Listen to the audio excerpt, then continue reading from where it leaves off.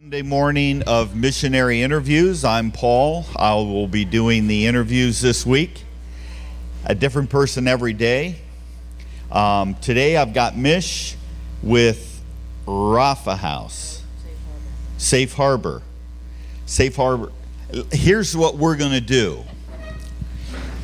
Mich knows what she's doing. I don't know what Mich is doing. So I will sit here and ask questions, and I will learn probably more than you guys will. How's that sound? You guys know how, unless this is your first time here, let me just tell you something, that sometimes I don't say or do the right things. So just be prepared, okay? And I have no problem with you laughing at me if that's what it takes, okay? So we'll just get in here. Mich, I'm going to start asking you questions, and you just, slap me if I'm saying the wrong thing or anything like that. Oh, don't you worry. No. Okay. This could be the comedy hour. They haven't looked forward to this, and they may want us every Monday. Oh, boy. That would be great, wouldn't it? Yeah, I wonder what they pay. I don't know. I'm getting free housing. How about you? Oh, boy, I can tell you this. I got enough to eat. But let's forget this, and we'll go on. So it's Safe Harbor. Yes. So Safe Harbor is it a mission organization itself, or faith-based, or what is Safe Harbor? So first of all, let me back up. You did say Rafa House. I am going to Rafa House into the summer, so you're okay with that. To work down there for 2 weeks. But Safe Harbor House is a nonprofit, faith-based organization in Springfield, Ohio. Okay, and how did it get started? Why did they see a need for this?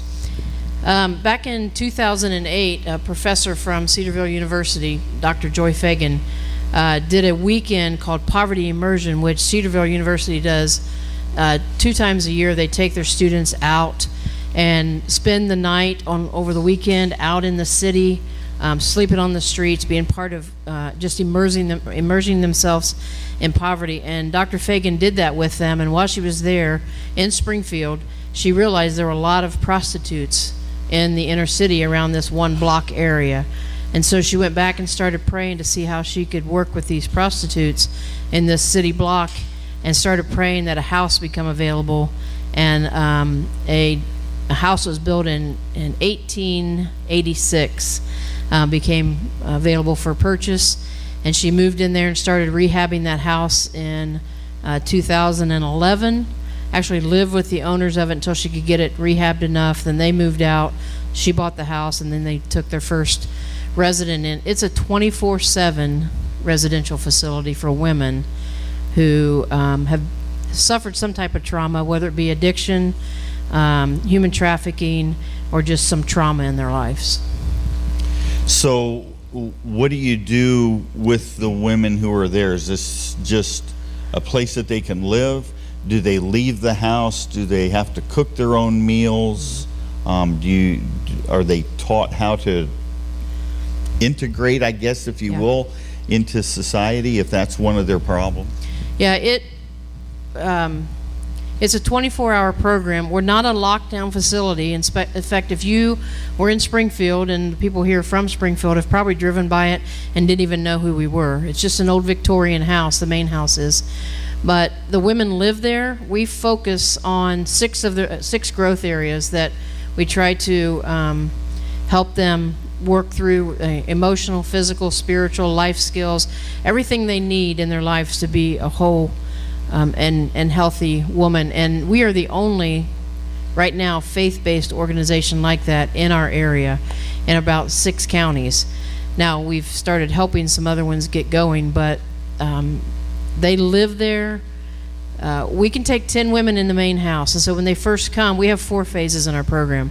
So when they come in orientation phase, some of them are coming right out of jail. I mean, like, they're coming to us with an envelope of papers from jail, and that's all they have. They have no clothing, no support, no money, anything. They'll come to us.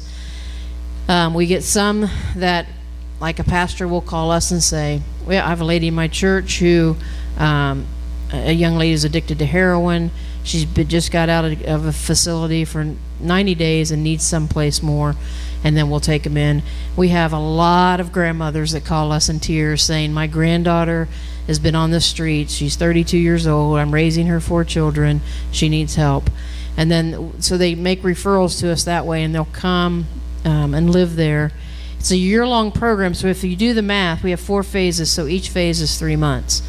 And we begin the first phase that we do the first 3 months is a lot of trauma counseling with them, a lot of dealing with issues they didn't even know were issues for them, and a lot of deep counseling. We use outside counseling facilities, and we also use our staff to do that with. So the women, when they come here, they don't have to be a Christian, or do they even have to have a knowledge of God? It's just a matter of here they're coming to your safe harbor. Yeah. When we advertise to them and they make their application and they come, we tell them we're faith-based. Now for us, we know what that means. For a lady who's 37 years old and has been on the street about 20 of those years or more, faith-based is something different than she's done, and it hasn't worked for her up to this point, and so she's willing to try anything. So faith-based may mean to her that we're just some of those God people, and they don't even know that there's an Old Testament and a New Testament. We have other ones who have been in church all their life and for some reason have gotten addicted or involved in human trafficking and have been rescued out of that, and so then they come to us knowing they need a faith-based program. We are a totally voluntary program, so even if a probation officer or a judge mandates them to us, they can leave at any time, and then we just call and report that they've left. But for some of them, faith-based means nothing. For others, they know they need that.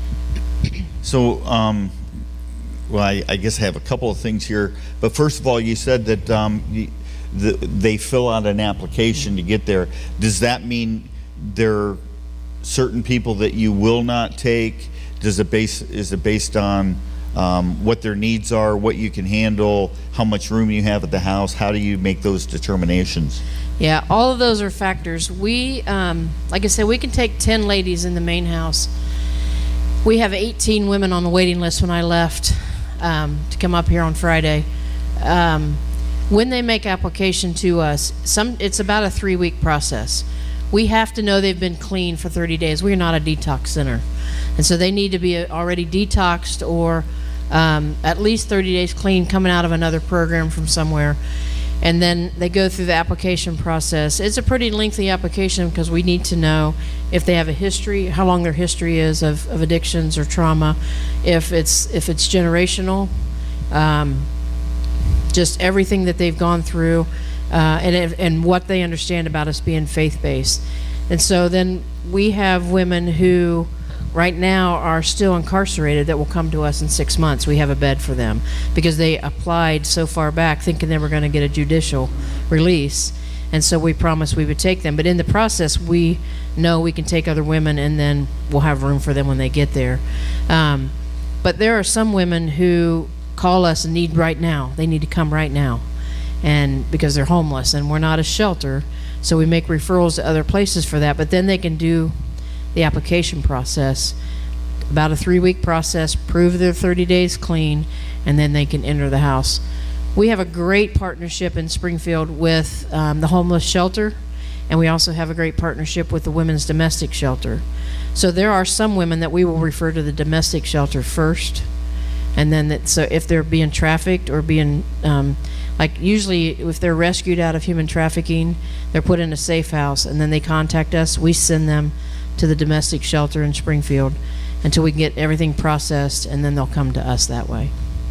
So you don't take women who have been involved in domestic abuse? We do, because human trafficking is domestic violence. But if we don't have room for them right away, we send them to the domestic shelter until we can get room for them, and then they come to us. Now, although they're free to leave at any time, do you still have some rules about contact with the outside? Because it seems like if somebody's addicted, you definitely don't want their suppliers to know where they're at, or friends that want to get them back on. Yeah, when they come in the process, when they're interviewed, we find out who they say are safe and non-safe. And then when they come in, when they fill out paperwork, they list safe people and non-safe people. Our women are not allowed to have a relationship with a male that they're not related to. So if they're married, then they can contact their husband if we deem him safe, but they can't have a boyfriend. And so anybody that they're related to, they can have contact with if we deem that they're safe. A lot of their POs will say, do not let her husband contact her. Do not let her older brother contact her. Do not let her father contact her. So they get put on our unsafe list, and that's kept right there for our volunteers and our staff to know who's safe and not safe for them. There have been times when we've had women there whose family, their sisters are not safe, or their mothers are not safe, and so we don't let them, they can't call on the phone, they can't write letters, they can't have any contact with them till they've been there long enough that we deem that they're safe that way. I sit here and think they can't contact anybody on the phone. In today's society, everybody has the cell phones and are constantly Not at Safe playing Harbor. Okay, so there's still the pay phone then on the wall, or the one they turn to crank and say, Sarah, this is Andy, I need you to... They climb the pole and ask for the. Oh, you're talking the Green Acres, okay. Yeah. I knew it was one of those old shows there somewhere. No, we don't let them have a cell phone until they get in the final phase. We have house cell phones that the women who work can take to work. But the final phase, the final frontier, right before they graduate, we allow them to get a cell phone, but they can't have a data package, so they have just a flip phone. We monitor their phones. If they use the phone, they have to ask permission and do it in front of a staff or a volunteer, and then they record the time they're on the phone. The first 30 days that they're there, they don't contact anyone but their minor children that have been court ordered that they contact. After the first 30 days, then they can contact their children. We still monitor every phone call they make and write it down. And the first phase that they're there, so the first 30 days, we actually dial the phone for them and let them talk. And then they have a limited amount of time they can talk depending on the phase that they're in. So heading into the faith-based aspect of it, are there mandatory Bible studies, or is it just counseling is based on Christian morals and principles? How does that work? Well, we beat them over the head with the Bible when they first get there, and so we make sure it's in there. Now, when we introduce our program, and we've done this for grant purposes as well, because we are faith-based, what that means is introducing them to Christ and giving them the plan of salvation is part of our program. So if someone comes to us and says, I want your program, but I don't want to have to go to church, then we say, then you don't want our program. Faith-based is part of our programming. So let me just tell you what a day looks like for the women, with understanding that it's always fluid depending on the women that we have there and their personalities. But they get up Monday morning at 7:30. We have a house meeting, and I talk to them about what's going on for the week, any groups that are coming in, anything that's changed in their schedule. And then at 8 o'clock, they get ready and they go off-site from 8 to 12 for drug and alcohol counseling to one of the mental health facilities there. We call McKinley Hall. They go spend all day there, come back at lunchtime. We have lunch together every day for lunch. We sit as a family because we're a community, and some of these women don't know how to sit at a table and eat as a family. They don't know how to pass the food. They don't know how to wait until everyone has their food. They don't understand that you stay at the table until everyone is finished. And so that's one of those life skills we've taught them. We pray before every meal. And then after lunch is over, every day there's a class that starts at 1:30 and goes between 2:30 or 3. They take classes like, right now they're doing a chronological Bible study on Tuesdays. On Mondays they do things like boundaries classes. On Wednesdays they do like seeking safety or therapeutic journaling or conversation piece, anger management. All those classes are offered. So on Tuesday it's the same class, and on Wednesday it's a different class that's offered every Wednesday. And then on Thursdays we have two ladies from a local Christian counseling that come in there and just do like the seeking safety or a topic for them that they know. Like we just had one of our women's really close friends just overdosed. the night before she was supposed to, like she was in a meeting, an NA meeting with him that night, and overdosed after the meeting. And the next day when they went to drug and alcohol counseling, found out she had died. And so when the ladies came then on Thursday, they talked about that and helped process that with them. And then after those classes are over, they have some study time and some free time in the afternoon. And then they have dinner together, and then they go to meetings at night. They either go to Alcoholics Anonymous, Narcotics Anonymous, or Celebrate Recovery in the evenings. We've just, since January, added a component at 10 o'clock every morning. There's a study table, and we used to have Mary Lou Moore would come in and teach Mondays and Thursdays. She'd teach Introduction to the Bible for them, and then the other days they had a study hall. Now she's in the Philippines. We have someone else doing that, but we have women who didn't have a Bible when they came. They might have had their recovery Bible, but they only knew the 12 steps. That's the only time they ever opened it. So the whole faith base, and then is just woven into our programming.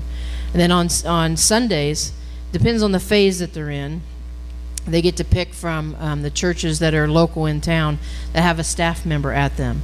So because First Christian is out in the county, they cannot come to First Christian until they're in the third phase. So orientation in phase 1 stay right there, real close to the facility, and then phases 2 and 3 can start picking churches that are farther out around. So I'm going to guess that most of the women who come there probably don't have a Bible on their person. Do you just have them available while they're there, or is that a part of what they get for being there that they keep and take with them when they leave? Kind of both. Mary Lou is very good about realizing that the women might have brought in a King James Bible that their grandmother had given them when they were 6, and she realized that she's teaching out of the NIV, and so she would go and buy NIVs for them or whatever they were using. Some of them, because of Celebrate Recovery and other things, they will get Celebrate Recovery Bibles, or they'll get NA, just Recovery Bibles, and we help purchase those for them if their mentor doesn't get one for them. Each of the women have a mentor from a local church that work with them. Yeah. So how do you see these ladies responding to the gospel? Are they positive about that? Do some of them want to get out of that as quick as they can? Yeah, we've had some, in the 4 years that I've been there, it's been kind of neat to watch how our program has changed and how the women have responded differently, because we have some women who were raised in the church and for some reason left the church for multiple reasons. Some of them because they were spiritually mistreated. If you don't live by these standards, then you're no good, get out. And so they chose to get out because they were addicted to something that wasn't meeting their standards, so they chose to get out. But when they come there, the staff, we've had people say, you Christians love unconditionally like we've never seen before. And to us, that's huge. I mean, that makes our day, makes our week if they say that to us. That unconditional love that we give them. We've had several of our women that have been baptized while they were there. Now, I'm cautious when that happens because they go to different denominations. They don't just go to the Christian church. And so as the director, I make sure I say, well, tell me why you're being baptized. The other staff are like, why do you always ask that? I'm like, well, because you don't go to the Christian church is why I ask that. But I want to know, why are they being baptized? Are they doing it because it's baptism Sunday at their church? Or are they doing it because they're starting to understand and get a personal relationship? One of the biggest blessings, I think, is the program called Celebrate Recovery. And if churches are not involved in, if there's a Celebrate Recovery available in your area and you have people in your church that are addicts for whatever, either drugs, alcohol, food, anything, habits and hang-ups, they need to be at Celebrate Recovery. It's a wonderful program that deals with almost every level of addiction and trauma that they can deal with. That program alone has just supplemented what we do. And the teachers that we have teach those classes, our afternoon classes are all volunteers. So they come in from outside, and that relationship that they're having with non-staff lets them see this, not just those staff people that are unconditionally loving them, but it's other women who are unconditionally loving them. Most of these women have never been loved without something in, like, I'm going to love you, but you have to give me something back. And so when they don't have to return anything to us, it's like, all right, you guys, what's the catch here? But we've seen some baptized. We've seen some. In fact, I just had one last week say to me, she came in Tuesday. She'd been there 3 weeks, she'd been incarcerated 18 months. We had her on a waiting list for 6 months. She finally got released to us, was there 3 weeks, came home and said, I'm leaving. This God stuff is harder than I thought. So we talked, and I said, is it the God stuff or is it the recovery stuff? And she said, well, this program's hard. I said, you're right, it is hard, because getting out of addiction is hard. And she said, well, I'll continue to go to counseling and I'll continue to go to my drug and alcohol.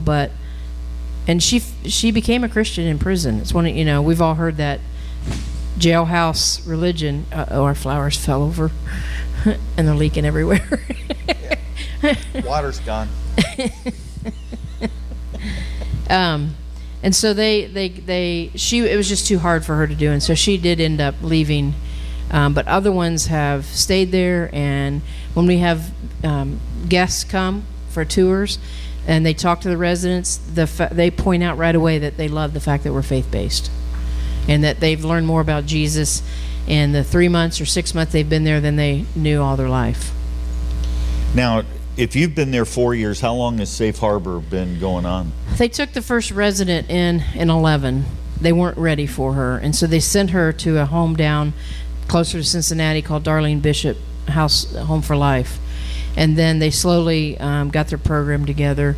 And so really, I came like 6 months after they had started. She had approached me and asked me to come in the beginning, and I told her no, I thought I was where God needed me to be.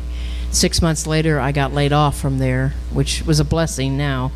And she contacted me, and then I went on staff. So in the 4 years, in essence, that you've been there, the women that you've seen come and some being baptized and trying to get their life centered around Christ, how have they managed since they left? Do you guys keep up with that, or do you know anything about that? Yeah, we're working really hard right now on what we call our aftercare program. So we've had women who have graduated our program and have done well, and we've had women who've graduated our program and not done well.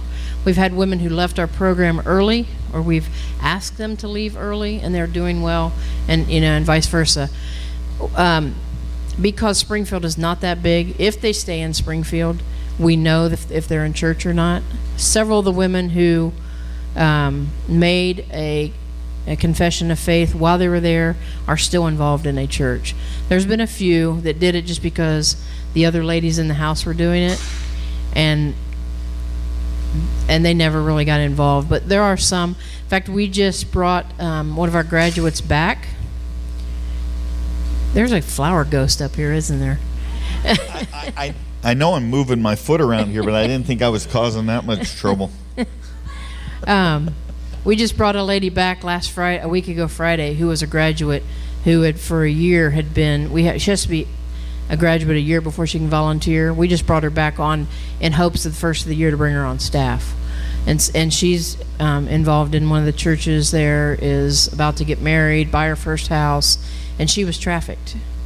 And we rescued her. She didn't know she was trafficked until she was there about 3 months and realized that she was involved in human trafficking. She's done very well. We have other women who have been reunified with their families and are struggling. They're clean, but they're struggling, and they go to church when they can because of their jobs. Courts, that's what it was. That was the next thing on my list. You say that you get referrals from courts. Do they refer as many as they can? Do they really want to refer people to you? Is it special circumstances? Because it seems like the courts wouldn't want to send them to a faith-based organization. We are slowly getting into the court system. There's a really good program in Columbus called Catch Court. And if any of you are around the Columbus, Ohio area, there was a judge there, Judge Herbert, who was a judge that kept seeing the same women who were being involved in trafficking, and I use trafficking and prostitution the same. It's the same thing. So he would see the same ladies come in his court, and he'd lock them up for 90 days, and he'd let them out, and a month later they'd be right back in there. And he realized that this was a cycle he had to help break. And so not only did he take the women then and offer them some alternatives to staying in jail by sending them to programs like ours and other programs in Columbus, but then he started also working with the men and locking up the men who were either, they call it, send them to John School. And so because of what Judge Herbert did in Columbus and Catch Court, other judges are starting to recognize that in the drug courts in our area. We do really well in the Dayton area, Montgomery County area, Greene County, obviously Clark County. We've had some come out of the Cleveland area that the judges, we've sent them information, or we've met with them, we've talked to them, but also with their probation officers and the parole officers. When the women come out of DCI, out of Dayton Correctional, there's several probation officers and parole officers that have had residents with us and think that their person will be a good fit for us. Not all the judges yet have bought into it. That's something we're working on, and places like Franklin County, because of Judge Herbert, are starting to accept more programs out there like ours. Instead of just incarcerating the women, put them in a program. And it may not be for the whole time they have to serve. They may have to serve 6 months and then come to us for a year. And if they leave, they go back and finish their sentence. If you go through Catch Court, you stay in his program 2 years, you do a year with them and a year with us, he expunges their record. Their felonies are wiped away, everything. And so it's a good incentive for the women. We've had women before who have come to us and have left our program. We've called their PO. They've been picked up, and one of them actually spent 6 years in prison. So she forfeited a year with us for 6 years in prison. Doesn't sound like a good trade to me. I know. That new math, and it still doesn't make sense. Yeah. Any questions from the audience right now? Oh, my. Oh, we'll start right up here with Mrs. Bushnell. We have a small grant from Job and Family Services because we have a social service coordinator that works and does what Job and Family Services needs us to do. We get a little bit from them. There's an organization in Springfield called the Nehemiah Foundation, which oversees several nonprofit faith-based organizations in our county, and we get a little bit from them. But about 75% of our funding comes from the churches or individuals or businesses. And we're always trying to write grants, but because we're so specialized and we have the faith-based component, if we drop faith-based component, we'd be fully funded. I mean, we wouldn't have any problems at all. And all my staff could be full-time, but because we're faith-based, we're not going to waver on that. We ask the churches to really step up and support that. Yes.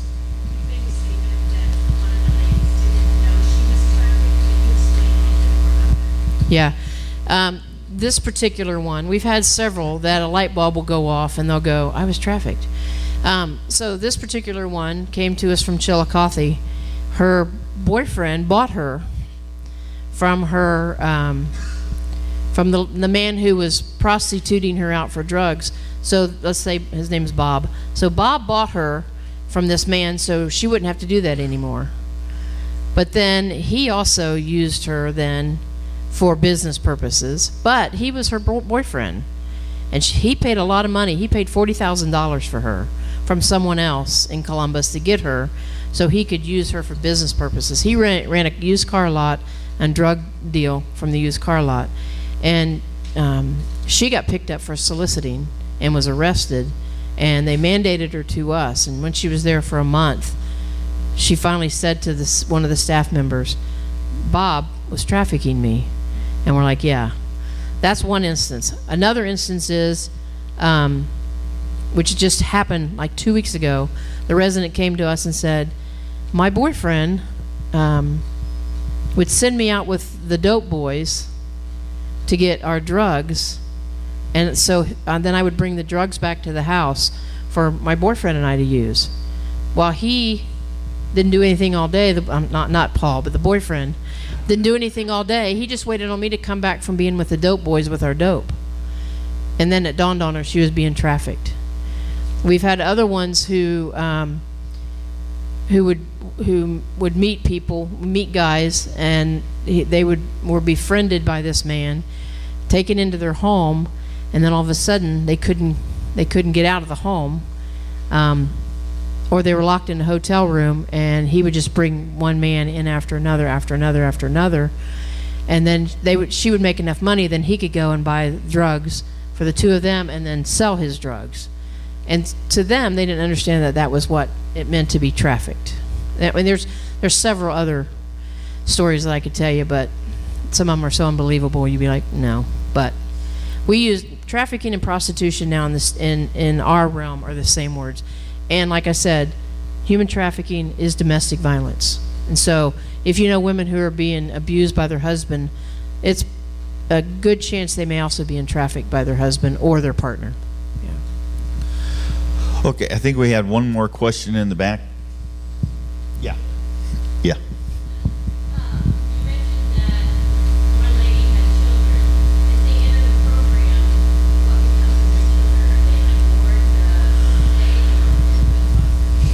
There's both. We have some women who their children have been taken away through the court system, and they're either in foster care or in kinship care. We have some who have just said to their family, I can't raise them right now, can you take them? We don't have facilities right now for their children, but while they're in our program, if they have children that they can reunify with, some of them, the courts won't let them reunify. If they can reunify, we start a reunification process with them. After they're finished orientation, after they finish the first phase, then we can start visitations with them. It could be a visitation at the house. It could be, we have a visitation center on the other side of town. It used to be an old children's home. They can go over there and visit them. And as they get through our program, we actually have women who are ready to graduate that can have their children do an overnight with them if the courts mandate it. But because we have an apartment that they can use that they're going to move into after they graduate, to move in if they choose, so they can do overnights. The sad thing is, most of our women get to the point where they're ready to get their children back, and they relapse because they don't think they can handle it. But they won't say to the courts, I can't take my children back. They would rather say, take the chance of relapsing and the court's taking their children away, instead of them saying, I can't raise my children. We had a lady who was a week away from graduating, and we were sitting in staff meeting, and we had worked for 6 months getting her kids reunified. There were two of them were in foster care in the church that she was from, and another one was in a foster situation out in the county. And so she was getting visitations with all of them. We'd worked for months and months and months. And she was a week away from graduating, and the one was going to come live with her in our graduate housing. And in staff meeting, she came up and told us she was leaving. She packed up while we were in staff meeting and left, and has relapsed so badly that we're surprised she's still alive. Instead of her just saying to the courts, I can't take these children back, she risked all that because she was afraid that she wouldn't be able to do it with those kids. Other ones have reunified with their children, and they're doing fine. And one of them had a 15-year-old, a 12-year-old, and a 9-year-old, and they came to live with her right after she graduated in our graduate housing program, and for almost a year, and now they're living back in her hometown, and she's working, and they came out of a generational poverty and generational addiction. And so the older one is struggling, but the two younger ones, they actually want to come back to Springfield. It's interesting. If you've ever been to Springfield, you never know why anybody wants to stay there. But those of us that live there don't want to leave. But for them to come to us for a year at least, and then go home and then want to come back because they want that support. Yeah. Okay, well, Mich, thank you for your time. You're going to be here the rest of the week. Yep. So if you have any other questions, make sure you get with Mich before the end of the week. Yeah, I have some resources on the table back there and a mailing list. One of the things, just real quick, that we're starting to do is go into the churches, and I will come and speak to a core of people we call your care team. If you know if you live in an area that has a lot of addictions, and issues and trauma like that, we can come and work with your church. If you have a group of people that want to learn how to help and reach out in your community, we come and do those workshops. Information back there, if you want to do that, just sign our mailing list, but pick up that information, and if you have questions, just talk to me. Okay, thank you very much.